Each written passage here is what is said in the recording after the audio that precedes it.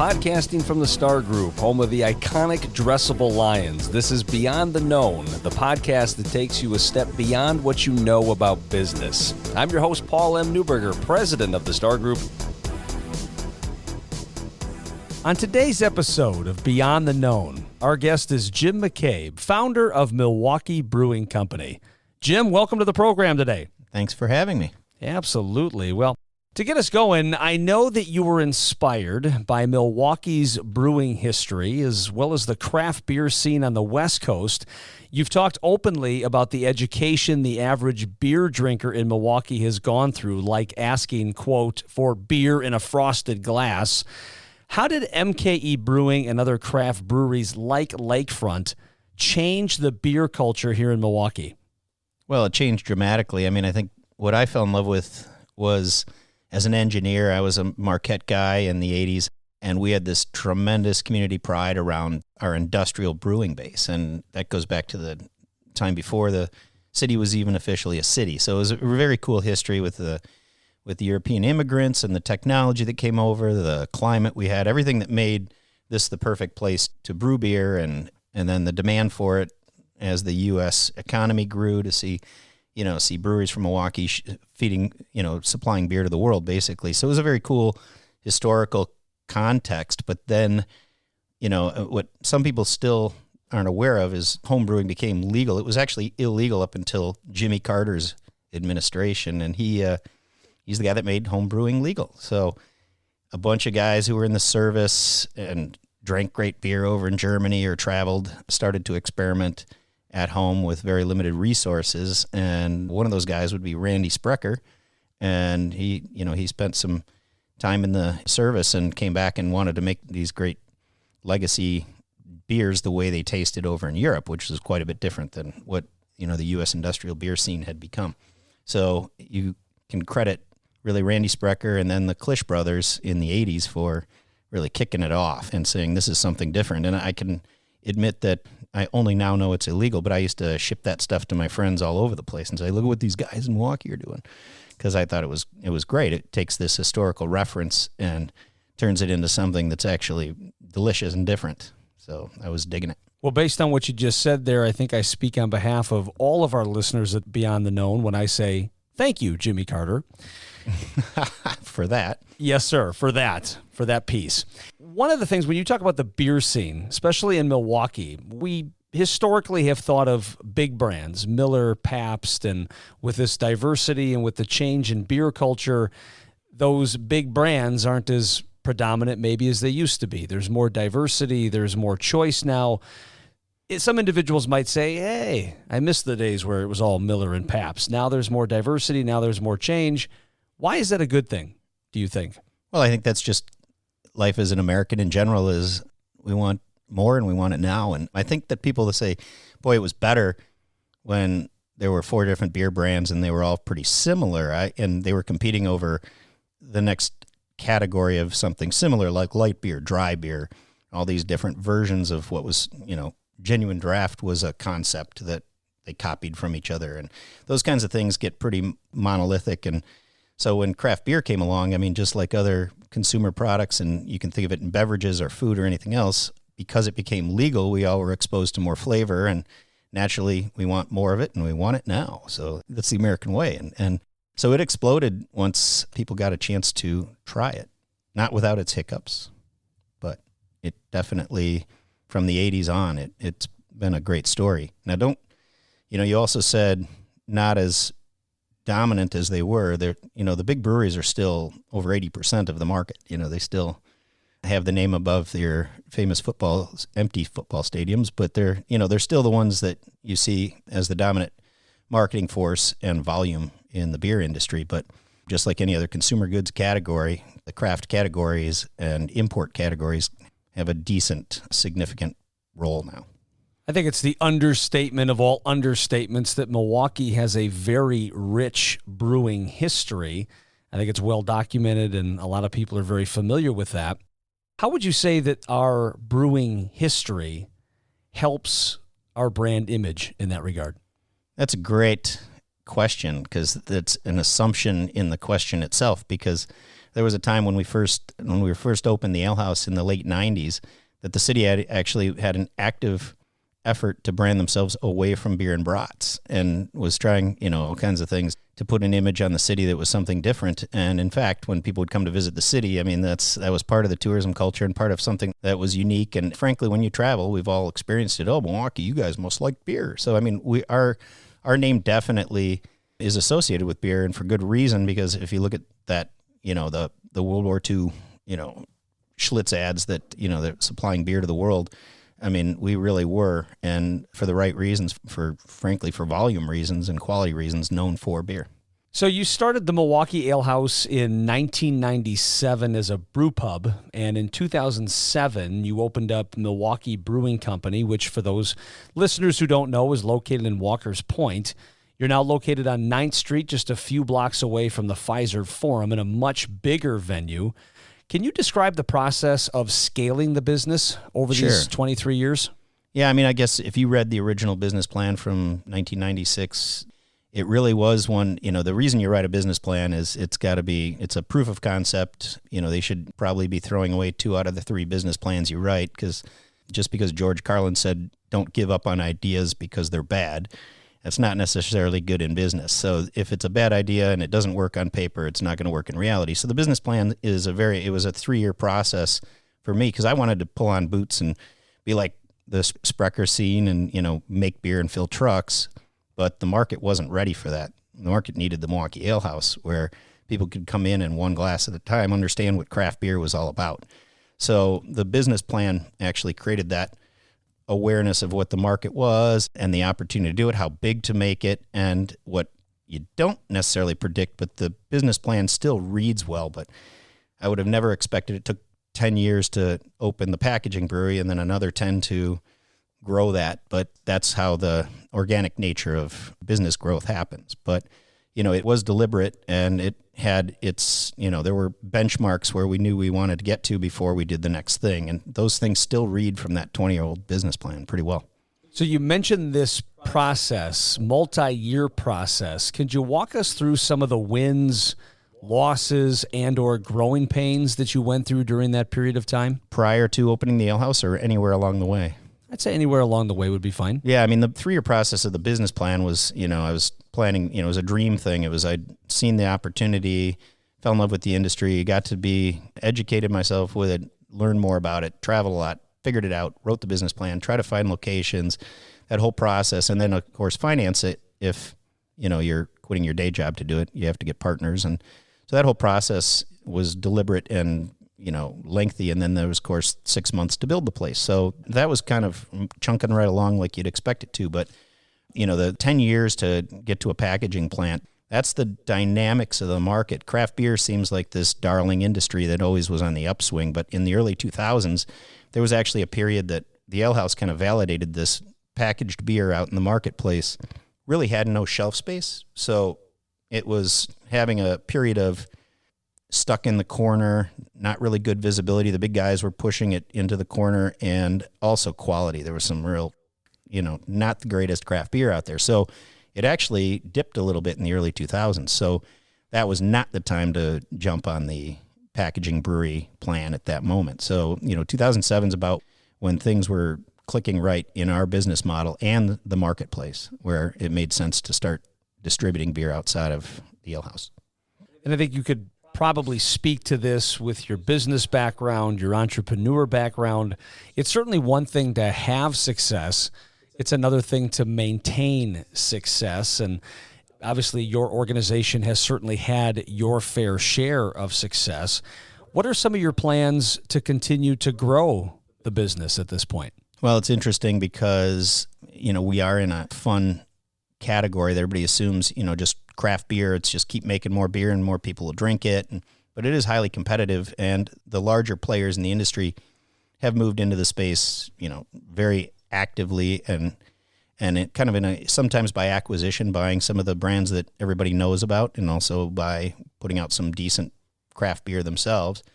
And then consumer products and consumer tastes kind of shift. So we're now seeing a tendency towards a health and wellness category in beverages. And for us, a lot of breweries are, see that as that's not craft beer, but we see it as the same kind of fun, innovative thing we were doing 20 years ago with beer. We're doing that now in some of these new spaces. So it's recognizing that you've got to continue to adapt, and we were doing that by getting people to try our honey ale next to other mass-produced beers and convincing them one beer at a time to try a craft beer. We're doing the same thing in other innovative adult beverage spaces. And it's another thing I think Milwaukeeans will be really proud to see the level of innovation that's happening there too.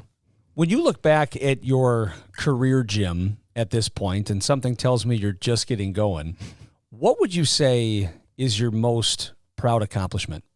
I'd say because we're so employee-based, I mean, we really are. When you think about when you walk into the ale house, it's every employee that you come in contact with that is the face of our company at that point.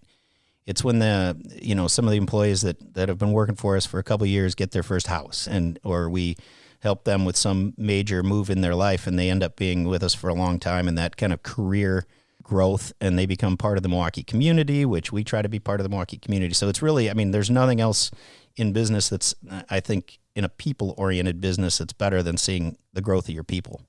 Yeah, and I like to equate being an entrepreneur to an iceberg, and we've all seen on social media posters that hang in people's offices. You'll see that picture of an iceberg. What a lot of people see is the tip of the iceberg above the water, the success.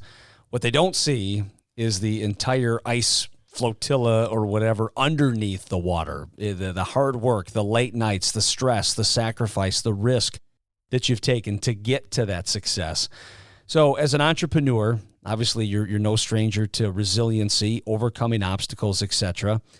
What would you say was your worst day professionally? Ooh. And how did you overcome that? I have this problem of recency. Yesterday kind of stunk because we found out we had a COVID case in our group. But no, I'd say in reality, I'd say it's tough to say.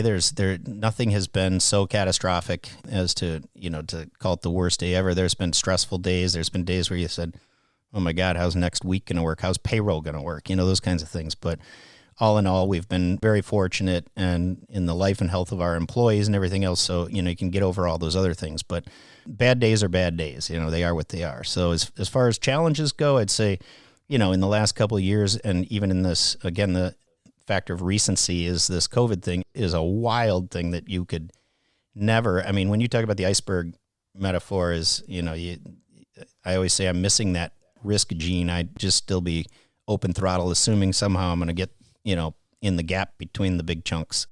And in business, we manage risk in a way that, you try to understand the market, you try to look at opportunity and manage the risk of, the marketing costs, the people involved, everything else. And then we hire you guys to manage the risk that we don't know anything about. And then, then we plow ahead full speed ahead. So, the bad day thing is usually managed by some level of comfort and risk. Have I had a lot of sleepless nights? Oh yeah. Just even in the last week, but it's part of what I love about business is you get those ups and the downs. So I'm okay with it.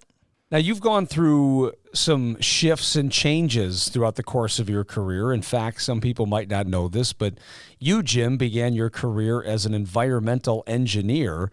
What made you change career paths? I always thought I'd own my own engineering company. So I always wanted to do something something that I could control in my own business. But this environmental engineering company is actually, it's kind of a word scrabble, CH2M Hill. They actually do a lot of work in the Milwaukee area, but they are global. And I was fortunate enough to work out of their headquarters in Denver and their design center in Corvallis, Oregon, which in the 80s was the birthplace of what we know as commercialized craft beer. And I was just in love with the scale of the manufacturing and the quality of the product. And I had a new passion for what I wanted to do with my business. And so that was the beginning of that 3-year process, was while I was working and traveling to these cool areas with this scene starting, as I'd come home to Milwaukee and go, we need to get going on this. And, and Milwaukee Ale House even has some little nods to the Wind Coop in Denver is a famous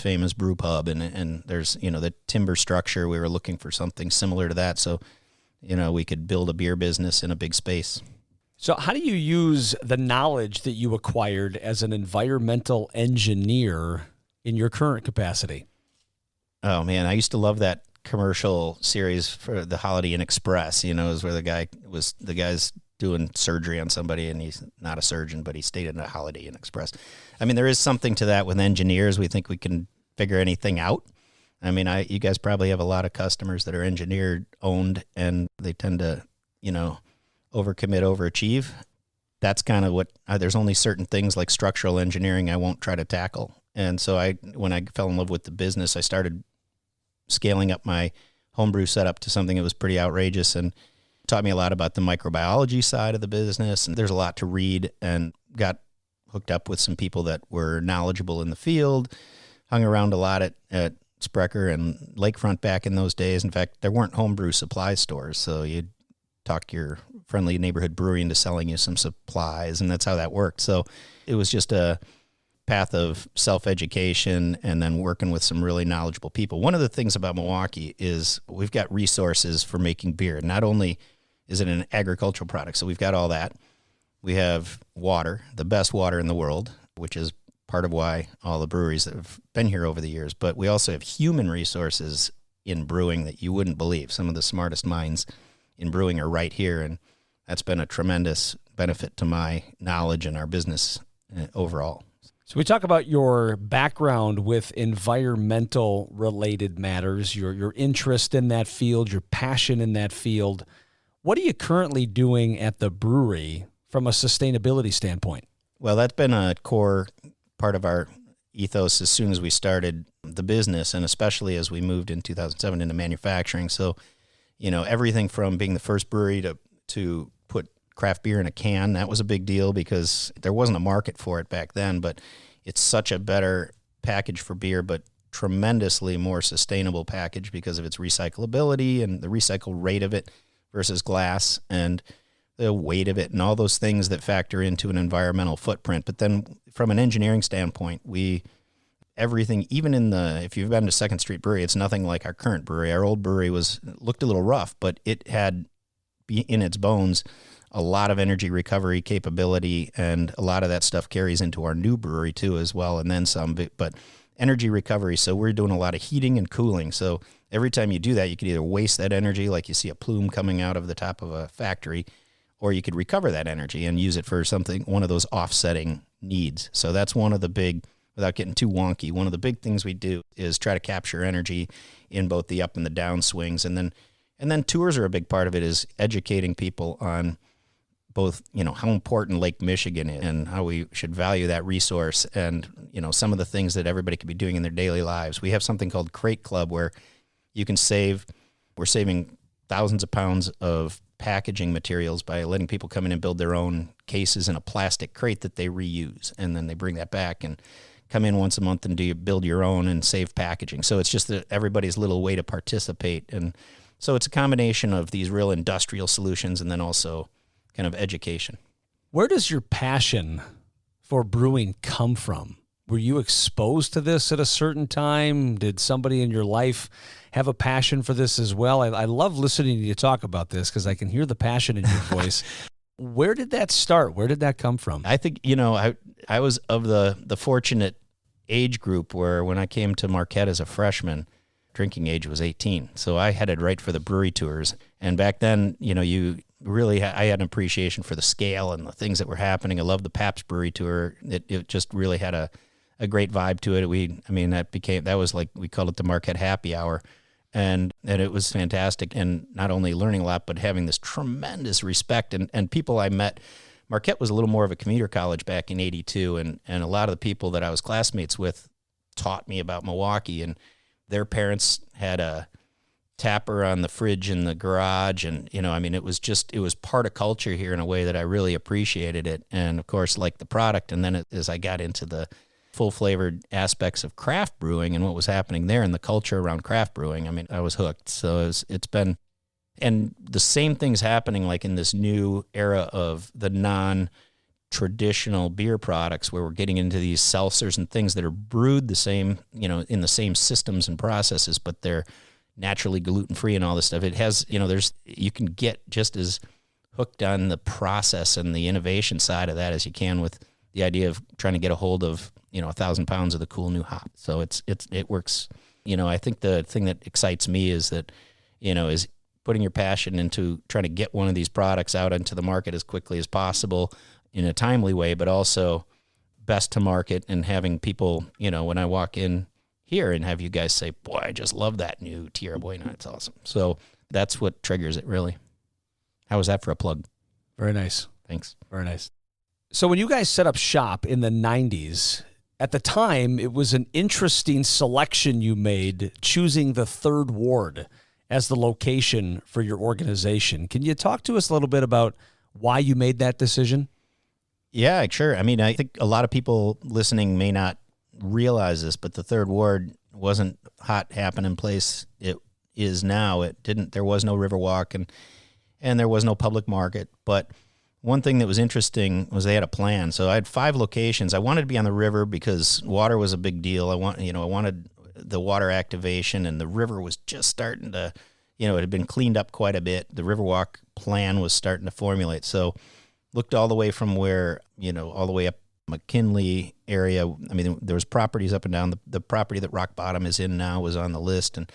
And what was compelling about the Third Ward, although the waterfront properties, none of them, they were all in like, it was either art galleries, artist spaces, or some light duty illegal manufacturing. It was pretty crazy. There were some antique stores. It was kind of a rough little area that you just parked for Summerfest. And what the Third Ward had, though, was a plan. We're back to a plan, but they had a master plan for the area and board of directors that was really passionate about committing to this thing. Einar Tangen, who owned one of the earlier 5-star restaurants in Cafe Marché in the Third Ward, he was great. He was a great advocate for the development of this area, and he saw the conversion of all these underutilized buildings into something better. So we really highlighted, that property rose to the top of the list because the Third Ward had a plan for parking structures. They had a plan for the Riverwalk coming in, and all those things eventually came to fruition. I mean, when we opened the Ale House,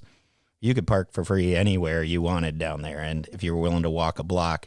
And we had a porn store next door on one side and a used clothing store on the other. So, I mean, it was totally different than it is now, but the plan was in place, and that was followed. I mean, it was a totally different scene, and there were only a couple places to hang out in the Third Ward back then. But, now look at it with the traffic from the public market and the number of people you can see walking around down on a Saturday afternoon. It's incredible. And the dream came true even on a non-festival weekend. It's bustling.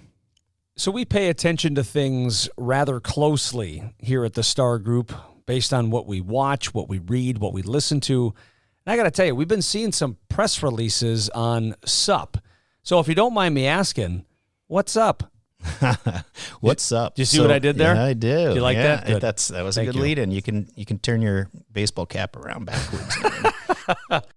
So that is a great story because as we developed our capabilities in what's called hard seltzer, it's a product. Hard seltzer, for those that don't know, a little education, is something that became legal about 3 years ago. There was no White Claw before that, and at the end of what was it? It was the end of 2017, literally. So 2018, White Claw came out, and that process is something that breweries were not able to do, which is create alcohol from things other than barley. And so it's still fermentation, but in our case, we use organic cane sugar, and we developed a pretty great filtration process on that so that it was suitable for scaling products on a national level. And we came in contact with these guys from Boston who had developed this product and had been trying to make it somewhere else and weren't too happy. And we developed a partnership to produce and sell this through a 27-state channel that they had created the sales avenue for this thing. So it seemed like a great partnership, and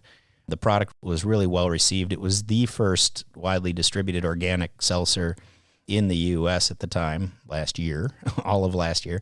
And we started making it for them. And as time went on, the Boston side of that SUP relationship, they actually disbanded their company during COVID and everything else. And we now producing all the SUP and selling all the SUP. So it's a brand we didn't actually, It sounds almost like a bro brand with the sip thing, but it is actually a good, fresh, clean, organic seltzer in a traditional 12-ounce can, and it does really well in warm weather climates because the flavors are lemon, lime, cucumber, and a black cherry. Everybody's got a black cherry, but the lemon, lime, and cucumber are very refreshing, light ones. So it was a strange story of partnership turned into brand ownership, and it's now part of the Milwaukee Brewing Company brand family, besides the Tierra Buena that we created ourselves. I think technology wonks would really get a kick out of seeing your setup at the brewery. I know there's a lot of high-tech details that you have there, a lot of innovative gadgetry. It's a very unique setup you've got going on. Can you speak to that a little bit? Sure.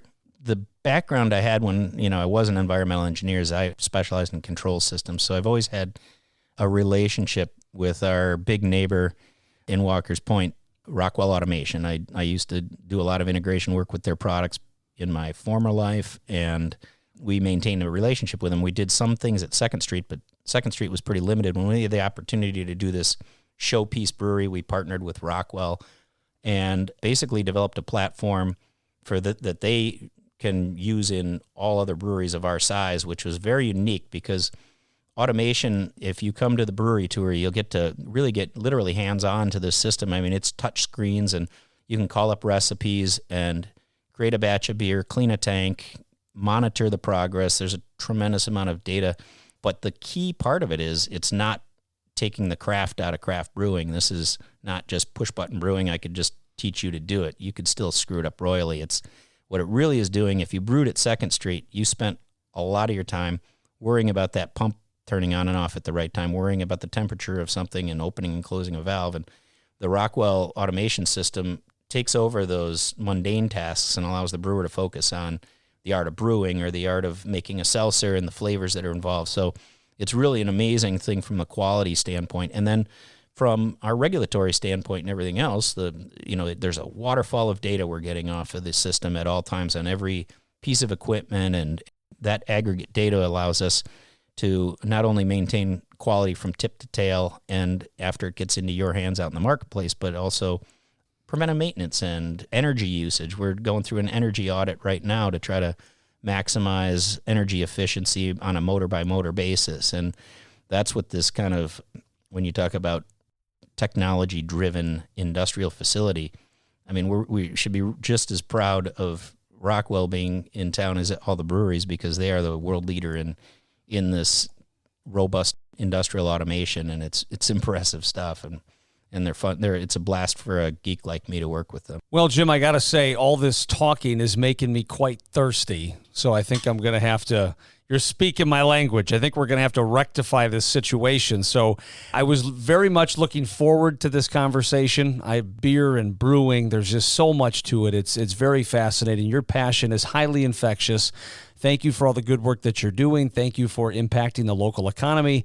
And it was a wonderful pleasure to have you in the studio here today. Well, it's certainly my pleasure. And don't underestimate the importance of your insurance partners, both for the obvious risk management, but also for the product support. These guys are great advocates for us out in the marketplace. And when you run into the Star Group, tell them you tried a Milwaukee Brewing Company product. I'd love it. So I can't believe we've cooked through this time already. So cheers. Time flies when you're having fun. Thanks, Jim. It was a pleasure. Thank you. Thanks for listening to Beyond the Known with Paul M. Newberger. If you like our show and want to know more, check us out at stargroup.com. That's starrgroup.com/podcast. We're also available on Apple Podcast or wherever you listen to podcasts.